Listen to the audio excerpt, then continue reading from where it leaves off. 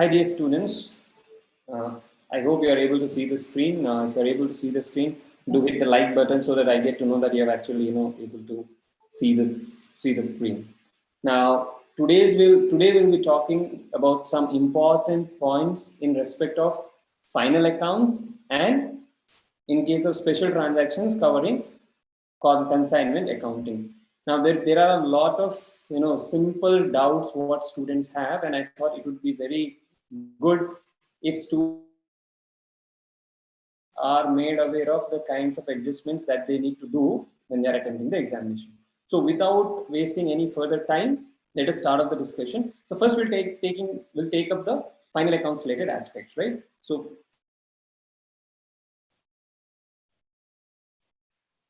now, I'm not going into in-depth of what is final accounts, how they're prepared. I'll give you some simple tricks and hints with the help of which we will be able to target 16 to 20 marks. If it's a 16 marks question, let us target 15 to 16 marks. If it is a 20 marks question, definitely you will be able to pocket 16 marks. Now, whenever there is a final accounts question, it's a simple thing. You will be given a trial balance, right? Now, two things that you need to keep in mind. Any item which is appearing on the trial balance will appear only once in the financial statements, either in the profit and loss account or the trading account or in the balance sheet. You will not have items in the trial balance coming up more than one place, right? So if it is, opening stock, it will only come in the trading account. If it is debtors, it will come only in the balance sheet. So make it a habit or make it a point to ensure that each item has been considered. If you do this, the tallying part of your balance sheet will never be a problem, right? That is one. And items which are given in adjustments, appear twice. So once they would appear in the trading account and otherwise they would appear in the balance sheet. Are you able to see whatever I'm writing? I don't think it's appearing on the screen. Just give me a moment.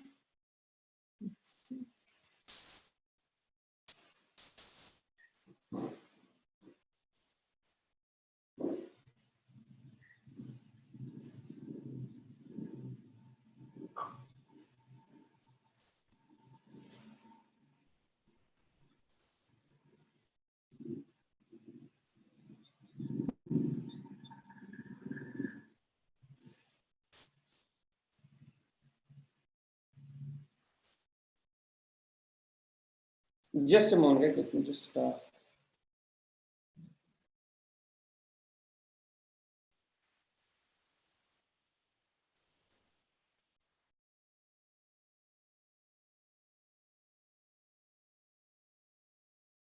I hope you are able to see the screen. If you are able to see the screen, hit the thumbs up button so that I get to know that it is visible. Sorry for the confusion so far. So now we're talking about items in the trial balance. You will consider them only once in the final accounts. Item in the adjustments you will consider 2 times. Now, how 2 times? It could be in the trading or profit and loss account, or it could be in the balance sheet, or it could be in the trading account and profit and loss account. For example, items of abnormal losses. If it is an abnormal loss, what do? We credit the trading account, and whatever is the balance amount, we may debit it out here, right? One adjustment obviously will go to insurance claim. There also will do a debit. So always remember, for students who find it difficult to tally the balance sheet, the only problem is you are doing these treatments incorrectly. If you simply make a rule, items in the trial balance only once and items in the adjustment 2 times, it will be absolutely clear. There will be no problem in tallying the balance sheet. Now I'll talk about some specific adjustments which students face a problem in the examination, and the favorite one is bad debts. How do we handle the bad debts? What is to be done for bad debts? Every second question that I get from a student on final accounts is for bad debts. What should be done? The problem is, if you try to by heart the format, it becomes very difficult. So we'll understand it logically. How do we handle this bad debt in the bad debts? You will be given some amount in the trial balance. You'll be given some amount in the trial balance. Let us say this is 1,000.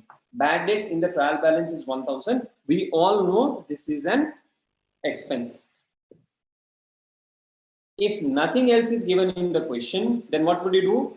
This item of expense we will directly debit to P&L. We'll just write it as to bad debt 1000 and our story is over. Now the complexity comes when there is a provision. When there is a provision. But one thing that you always remember, bad debt is always an expenditure. Now how do we handle when there is a provision? What is a provision? Basically, we are keeping aside some amount from the profits to meet the future expenditures, right? So provision for bad debt is basically if in future a debtor does not pay me the amount, this is the amount that I have set aside from my earlier period profits. So normal circumstances, what we do is whenever there is a bad debt, we'll pass an entry first bad debt to debtor. Because of this bad debt comes to your trial balance. Then P&L debit to bad debt. P&L debit to bad debt. Now, with this, your normal entries are done. But what if there is a provision? Now, what is this provision? This provision is created to meet for future bad debt expenses. So basically, in the previous period itself, in the earlier accounting period itself, you will take aside some money from the P&L and keep it aside to meet the provision for bad debts. So in that case, what will be the entry? P&L to provision. P&L to provision. Say for a moment, in the last year, this I am talking about, this 1000 is the current period bad debt. This was provision of last year. We had created a provision of 500. We had created a provision of 500. Now, if we have a provision of 500 and now the bad debt expenditure is 1000. How much is the provision? 500. Bad debt expenditure is 1000. We will not take this bad debt directly to the P&L. This bad debt, first we'll set it off against the provision that is available, and only the balance amount we will take it to the P&L. You understand it this way, handling the problems related to provision will not be a challenge. So, coming back, you had a bad debt of 1000. Assuming there is an opening provision. Now, where will you see this opening provision? This opening provision will be given to you in the trial balance. In the trial balance itself, there will be a credit item called provision for bad debts. And let us say this is 500. Now, if provision for bad debt is 500 and my expenditure is 1000, first this expenditure I will use the provision amount before I charge it to the P&L. So my expense is 1000. I already have a provision for bad debt of 500, which means how much is the expenditure now? The balance 500 which is left over, this will be debited to P&L, right? Now, the question will have one more item as an adjustment saying that in the current year you have to make certain provision. So assume closing provision required is 750. Now 500 was opening. Now that 500 we used to set off the opening bad debts. Sorry, the opening provision we used to set off the bad debts, and closing requirement is that closing provision should be 750. Now, how will I get the 750? I have to debit the P&L by 750 and I'll credit the provision for bad debt by 750. So basically, this 500 is going to P&L. This 750 is also going to P&L. The total debit to P&L will be 1250. I am repeating once again, whatever is the bad debt amount, that first you will set off against the provision already available. Then whatever is the balance will go to P&L, and the balance what you need to have at the end, that also will create out of the P&L. So the total amount that will be debited to P&L will be 1250. Now what if, let us say my bad debt is 1000, my opening provision itself is 1500. Now, which means entire bad debt is covered by provision. I don't need to transfer anything to P&L. Now I'm left with 500. So I'll reduce this opening provision. I'm left with 500 and my closing provision requirement is 750. So here I'm left with 500 and how much do I need? I need 750. So basically I need to make a provision of 250 so that my closing balance becomes 750. Now some of the students find it difficult to understand this in a statement format, which is very logical also. To understand this statement is quite logical.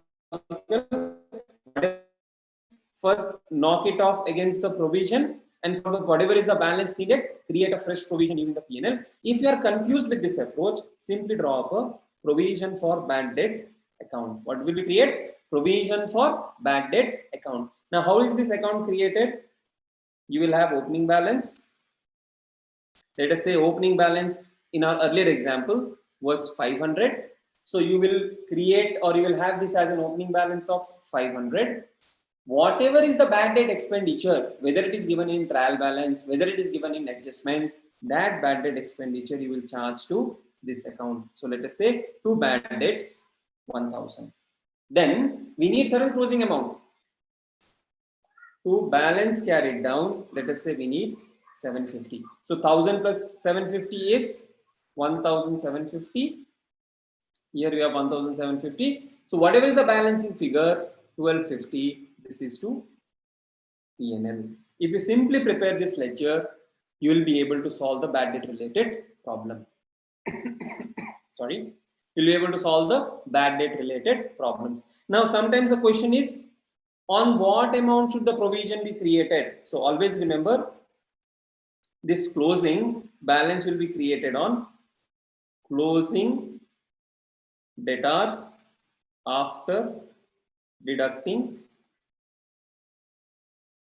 bad debts. Now, why do I write after deducting bad debts? If bad debt is given in the trial balance, it means the debtors have already been adjusted. But if bad debt is given in adjustment, then from the debtors you will first reduce the bad debts, and then whatever is the balance left over, on that you will compute the percentage and figure out what is the balance. If you have any doubt related to this, you can put it out in the comment box. I will take it up and I'll answer.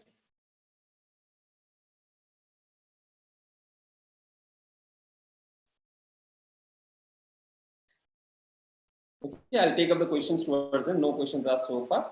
If you have anything related to bad debt specific, you can let me know. Or if you have any specific question where you have a doubt, you can let me know. I'll try to pick up that question and solve it for you. Another area where students make mistake is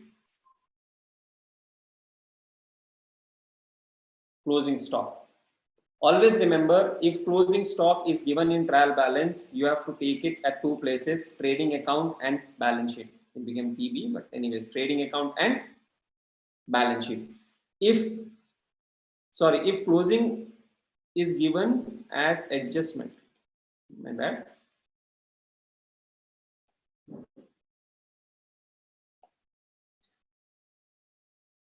If it is given as an adjustment, you will take it in the trading account and in the balance sheet. But if it is given in the trial balance, what does this mean? This means that the closing stock is already adjusted against purchases. Whatever purchases are given in the question, or whatever cost of goods sold are given in the question, they have already been adjusted. So if it is given in the trial balance, this closing stock will come only in the balance sheet. If closing stock appears in the trial balance, it will come only in the balance sheet under the inventory or under the asset side. It will not come anywhere else. If it is in the adjustment, it will have dual effect. Now, apart from this, sometimes you have abnormal loss. This is typically given to you as an adjustment. Again, always remember, adjustment means it has to be taken care two times. So where is the first effect? You will credit this to trading account. Whatever is the abnormal loss, let us say 10,000 is the abnormal loss, credit that to the trading account. Now, where will be the second impact go? Debit to P&L. Now, how much will be debit to P&L? Will debit to the P&L to the extent we have not been able to recover from the insurance company. If you have an insurance company or insurance policy, you will have insurance company receivable. Let us say in this case 4,000 is payable by the insurance company. This will go and sit as an asset in the balance sheet, and 10,000 minus 4,000. 10,000 was the loss, 4,000 is paid by the insurance company, 6,000 will be debited to P&L. Always remember two impact, 10,000 there and 10,000 here. If you follow this, I'm telling you, tallying the balance sheet will not be a problem at all, right? Now,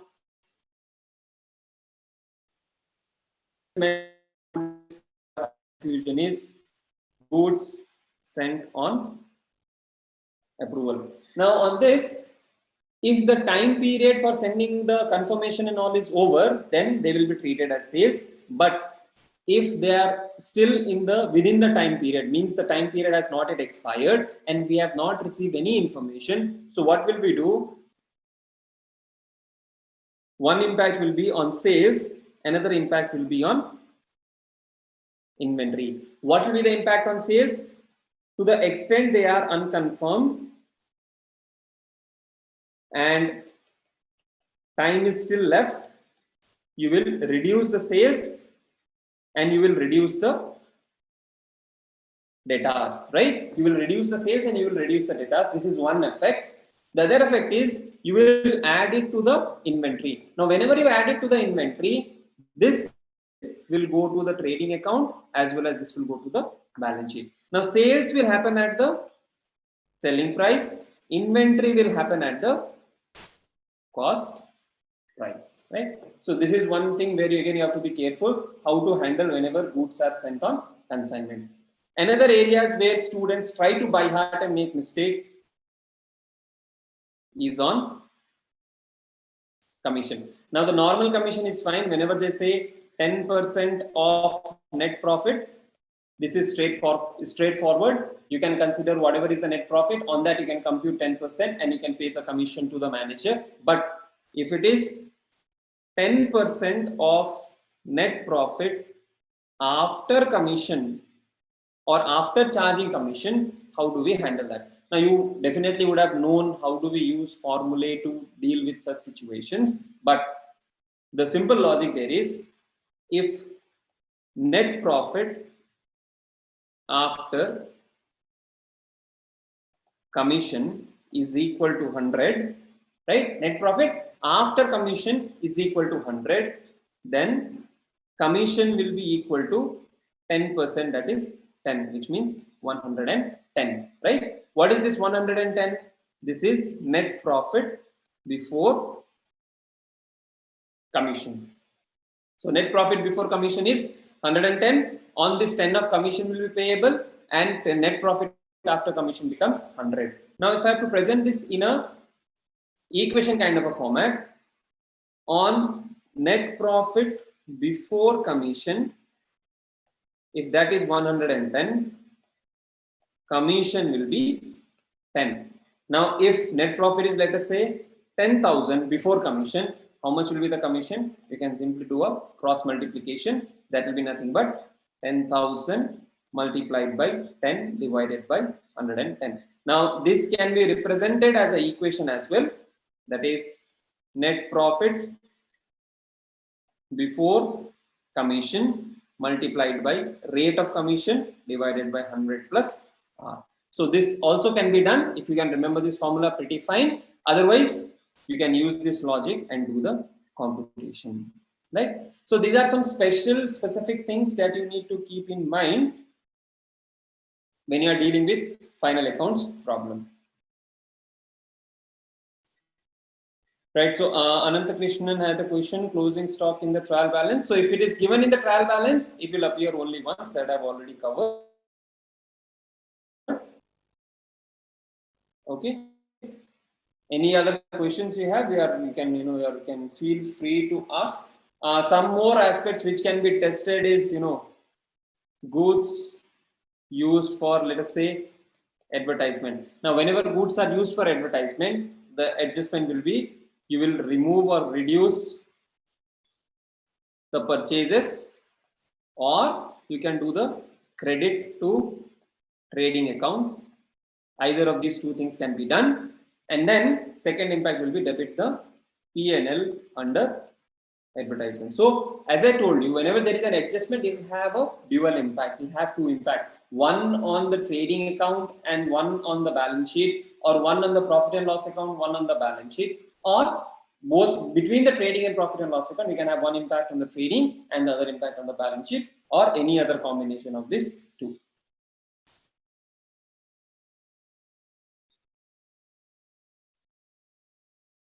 Yeah, so if you need to calculate, there is a very good question. If you need to calculate COGS and closing stock is given in the trial balance, then we should not deduct closing stock. We should not, because it is already given.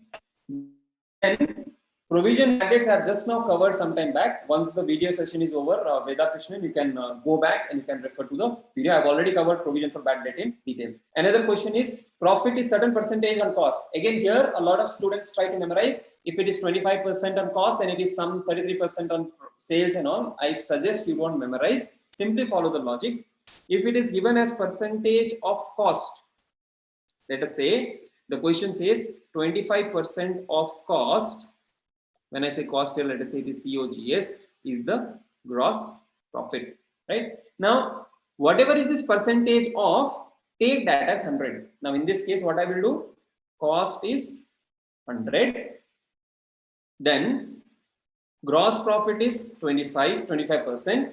So selling price will be 125, right? Now, what is the gross profit percentage on selling price?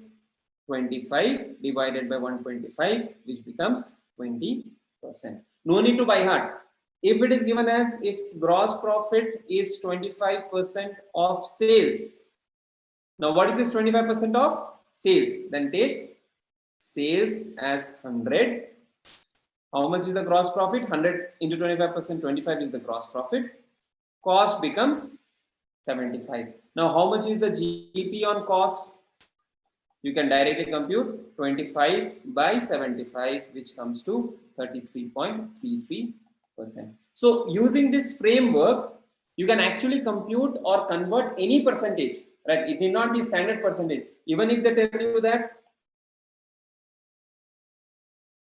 gross profit is equal to 15% on cost. So always remember, this percentage is on cost. So cost is 100. Gross profit is 15, selling price is 115. Now, if selling price is 115, what is the gross profit on selling price? 15 divided by 115. So that comes to 15 divided by 115 comes to 13.04%. Right? So if you use this, you don't need to remember.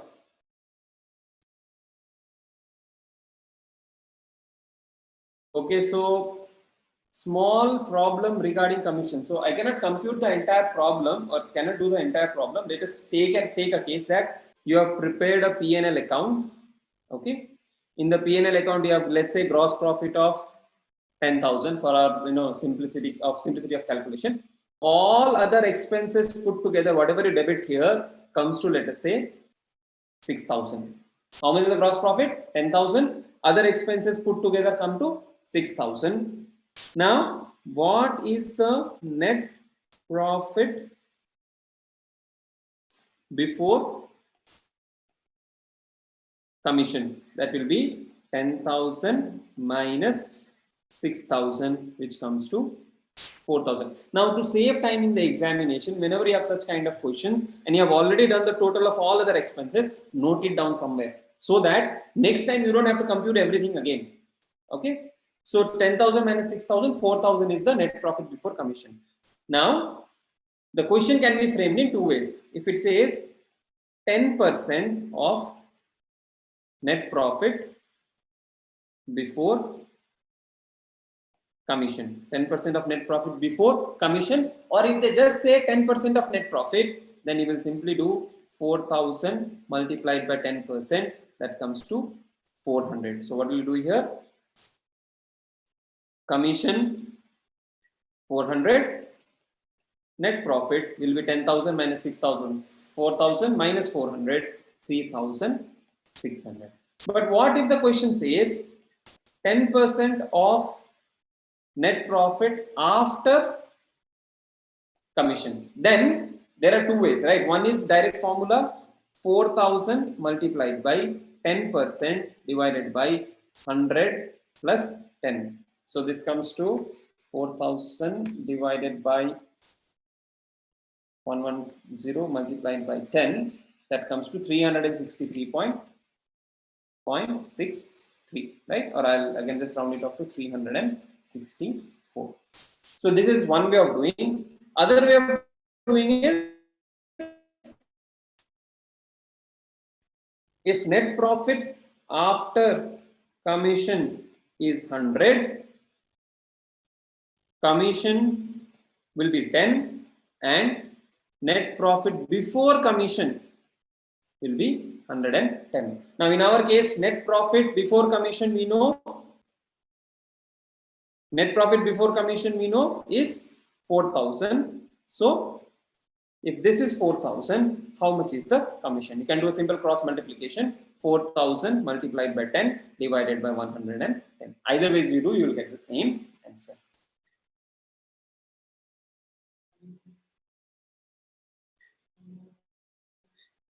Okay, so I hope it is clear. Now, that's the important points that I had to discuss in case of, when we prepare profit and loss account and balance sheet. Again, coming to the scoring pattern. Now, how can we score maximum in this profit and loss account and balance sheet related problems? Is that it would be either a 16-mark question or a 20-mark question. Okay, and the breakup generally is, for every 2 to 3 items, you will be given 1 mark. For every 2 to 3 items, generally you will be given a 1 mark. For example, if you talk about trading account, you will have opening stock, you will have purchases, then you have other direct expenses, then you have sales, you have closing stock, and then let's say you have gross profit. So 1, 2, 3, 4, 5, 6 items. Roughly it will be 3 to 4 marks. Okay. Similarly, in the P&L, you will be given some 5 to 7 marks, 7 to 8 marks. It depends on the length of the question. Balance sheet, depending on the number of entries, you will have 3 to 4 marks. Now, the best part for this problem is, even if you are able to do 75 to 80% of the entries correctly, excluding a few adjustments, you will still be in a position to score good 12 to 14 marks, right? If you do everything correctly, 20 is in your pocket. But assuming you are not able to tally the balance sheet, you missed out some of the points in some of the questions, still then, if let us say your trading account is perfectly right, trading account is perfectly right, so you can score 3 marks, 2 to 3 marks. If in the P&L account most of the things are right, so you must be able to score 5 to 6 marks. In the balance sheet, you will be able to score 2 to 3 marks. So if you know the format, how to prepare the trading profit and loss account and balance sheet, scoring here is not a problem. Another thing is your working notes. Now, as far as working notes are concerned, wherever you need computation, whatever is the information not given in the question, simple thing like a depreciation given as 10% of 1 lakh, please prepare a working note for this. And working notes will carry anywhere between 3 to 4 marks, right? There could be 1 mark here and there, but by doing all of this, I can assure you that 12 to 16 marks is easily in your pocket out of 16 to 20 marks. Even if you miss out on 1 or 2 adjustments, even then it will not make a much of a difference, because this is basically driven by how many correct entries you put in the trading account, the profit and loss account, and in the balance sheet.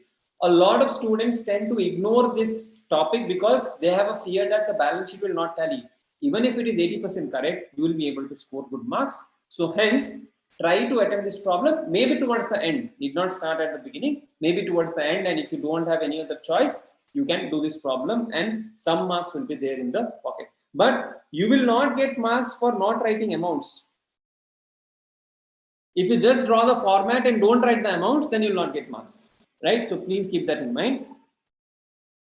Don't worry about spaces. Take half page for trading, or 1/4 page for trading account, 3/4 page for a profit and loss account, and 1 full page for balance sheet. Give yourself so much of space and then start your working notes. Don't try to be too much of greedy, because they will not charge you extra for asking extra paper. right? That is one important thing that I wanted to convey to you when you are preparing profit and loss account and balance sheet.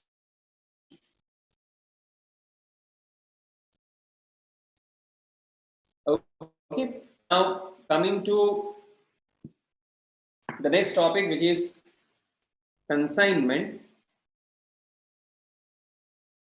We'll be talking about consignment, some important adjustments, and for some other queries that you have on number of days in account, current and average due date, that summary I'll try to cover up in one more session, maybe on Monday, Tuesday will be too late. We'll try to cover it on this Friday, it's Saturday, Sunday, 6th. We'll try to cover it on Sunday if possible, or maybe tomorrow.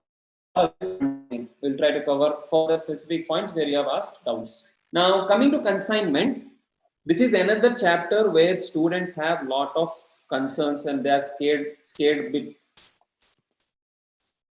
They are scared a lot because they think that, the problem, they may not be able to score full marks. But again, this is another scoring thing where if you know the pattern, how to prepare consignment to whoever is the party account and the consignee account. These are the largely tested questions in this part.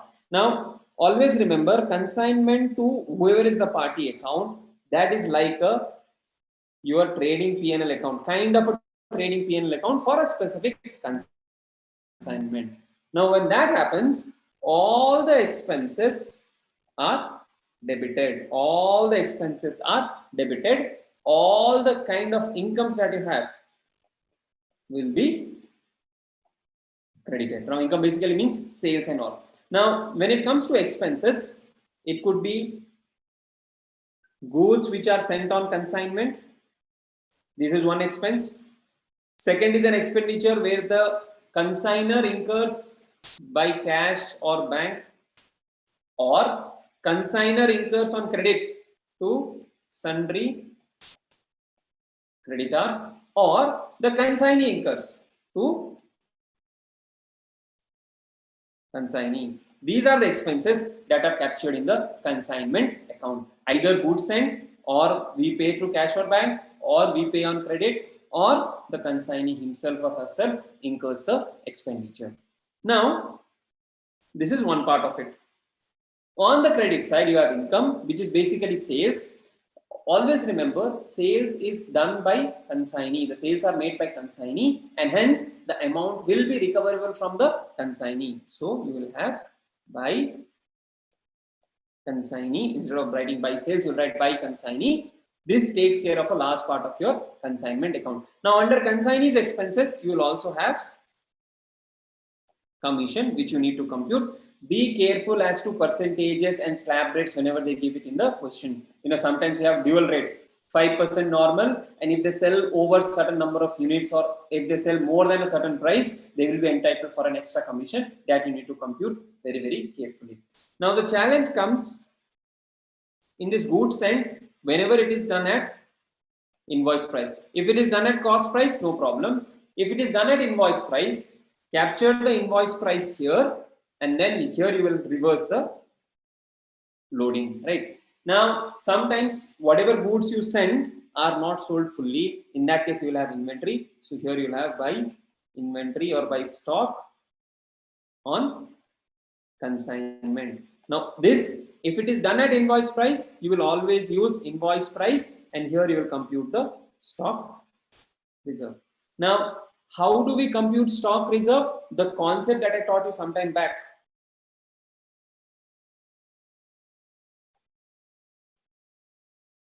This kind of concept you can use. What is the gross profit percentage, either on cost, or if it is given on cost, or if it is given on sales.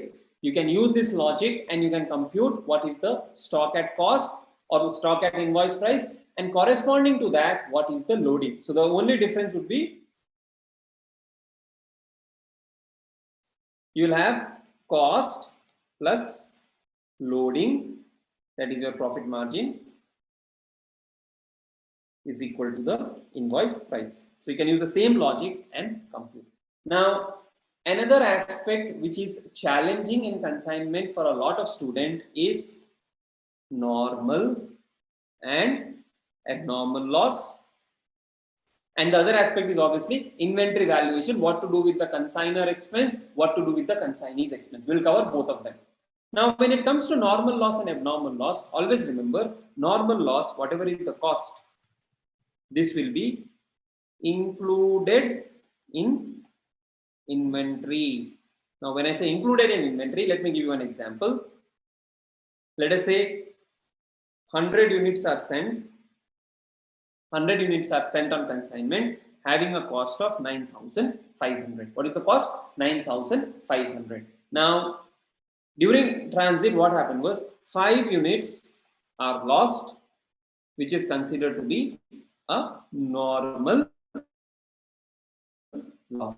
Now, we have lost 5 units. We have lost 5 units. This loss of 5 units, the cost of this loss of 5 units will be taken by or will be absorbed by the good units. Basically, whatever is this cost of units lost, this will be considered to value the balance good units. So what are the balance good units? 95. Now for valuing these 95 units, we will include the cost as well. We will not reduce the cost of 5 units. We'll just reduce in the quantity. Now what is the rate now? The revised rate becomes 9,500 by 95, which is 100. Earlier the rate was 9,500 by 100. 95 was the cost. Whatever units are lost, the cost of those lost units will be taken over by the good units, and it will be included in the cost of inventory by increasing the rate. So normally what you have to do, just reduce the units, but do not reduce the amount. This is how you will treat the normal loss.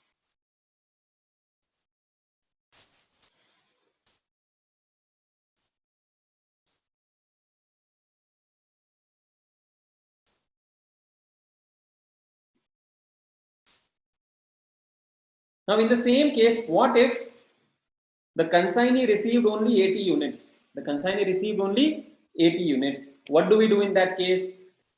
95 was supposed to be received. They have received only 80. The balance 15 is considered as abnormal loss. Balance 15 is considered as abnormal loss. Now, how do we value the inventory in this case? The cost of this 80 units will be 8,000. Cost of this 15 units will be 1,500.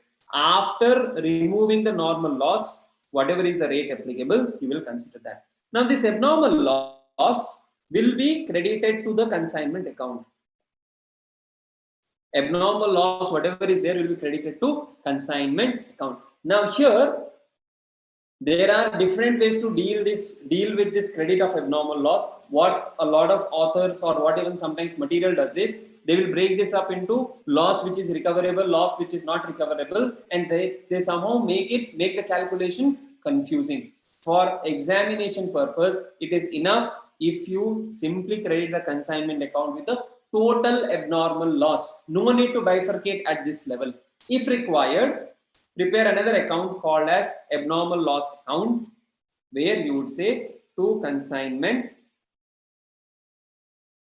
account, let us say the loss is 1,500 and insurance company pays you 1,000. So by insurance company 1,000, by P&L the balance amount of 500. So this is how it has to be broken up in a separate ledger. Here you can directly take the total amount of abnormal loss to the credit of the consignment account. Sometimes it may be possible that this abnormal loss has to be recovered from the consignee. In that case, you will credit the consignee's account. Okay. So this is how you will deal with the normal loss and abnormal loss. Pretty straightforward treatment. Now, next aspect is inventory valuation. What is to be included, what is to be excluded. Now again here, some of the students learn it the way that recurring expenses has to be included, non-recurring expenses has to be excluded. That creates a lot of confusion. So what we need to understand is, from the consignor's place, so let us say this is the consignor's place. From this place, we are sending certain goods to the consignee, right? All the costs that are incurred by the consignor or by the consignee to move those goods. So whatever are the goods here, to move these goods from this location to this location till the time they reach the warehouse, all the cost will be included in valuing the inventory. So whatever costs are incurred to bring the inventory to current location or condition will be included. Now to give you some examples, cost of goods, they are part of inventory. Transportation from consignor's place to consignee place, they are part of inventory. Any taxes, octroi, toll paid, they are part of inventory. If at all there is an import duty involved, they are a part of inventory.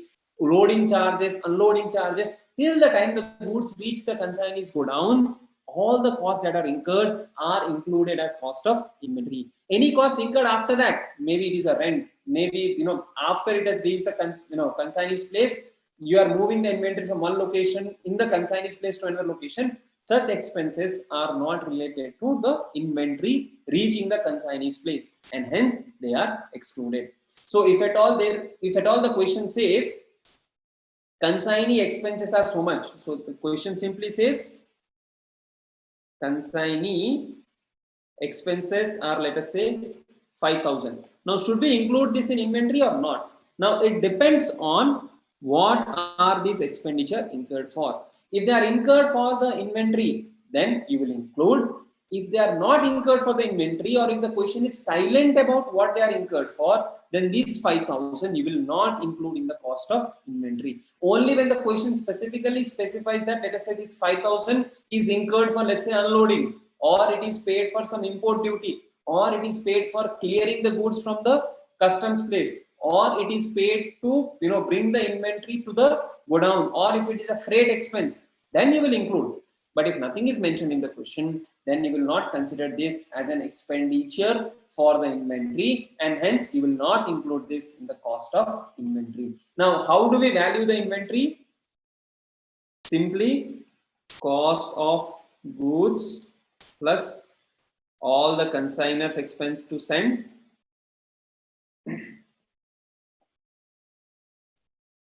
generally it is assumed that consignor's expense to send the goods are a part of the cost of inventory plus consignee's expenses on inventory, right? Sorry, this will give you the total cost. This divided by number of units minus normal loss in transit multiplied by unsold inventory. If at all the goods are sent on invoice price basis, then you will definitely add the cost of goods plus also the loading, and you will compute this, and whatever is the stock reserve on the closing stock, you will take it separately and debit the consignment account. Now if you have any doubt here, so yeah, there are some questions out here. Let me just have a look at it.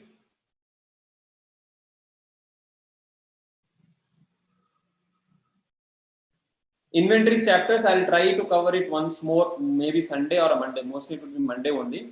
We'll try to cover it in the morning so that you are. Yeah. So there is one question: if you get more amount from the insurance company, let us say insurance company instead of 1,500 here they gave us 1,600, then this extra 100 will be credited to P&L. But here the credit will be, total of credit will only be equal to the abnormal loss. Loss in transit, if it is a normal loss, you will adjust it like this. If it is an abnormal loss, you will adjust it like this. Right? Any more questions if you have in these two topics, or any other topic, if I can address it quickly, I'll definitely be happy to address that. Otherwise, on the balance topics, some of you had mentioned inventory. Any specific topic on inventory, please leave it as a comment. I will try to cover those specific aspect in the inventory. This is one thing I think a lot of students have asked.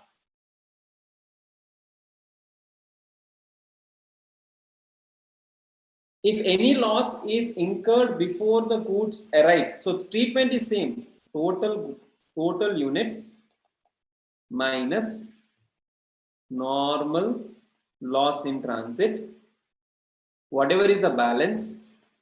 On this basis you will compute the cost of inventory. From here you will segregate good inventory and abnormal loss, if any.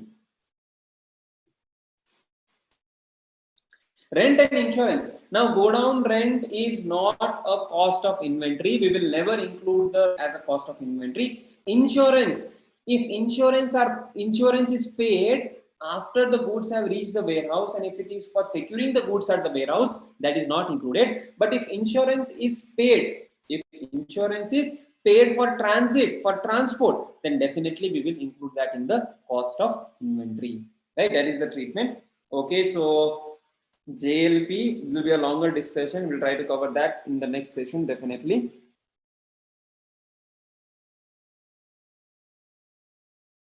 Okay, so I think those are the questions what you guys have asked. Yeah, I have seen that joint life policy. We'll try to cover it in the next session. We'll try to do one on Monday morning, so that it doesn't interfere with your examination on 8th. Yeah, a lot of you are asking. So maybe inventory, some aspects of inventory and some aspects of joint life policy. Sure. So those are the questions that you have asked. All the best. Stay safe. So far, whatever we have, heard as feedback from our CA Inter students, the arrangements are pretty decent. Some places here and there could be some issues, but by and large, the arrangements are good. So you guys should be, well prepared. Write your examinations well. Don't worry. Stay safe. Okay, so number of days in account current, I have noted it down. Ananta Krishnan, if it is any specific date, please let me know. Okay, rectification of errors. I think this would be sufficient for an hour session. We'll try to revise them quickly so that they help you in the examination, right? Thanks a lot and have a nice day.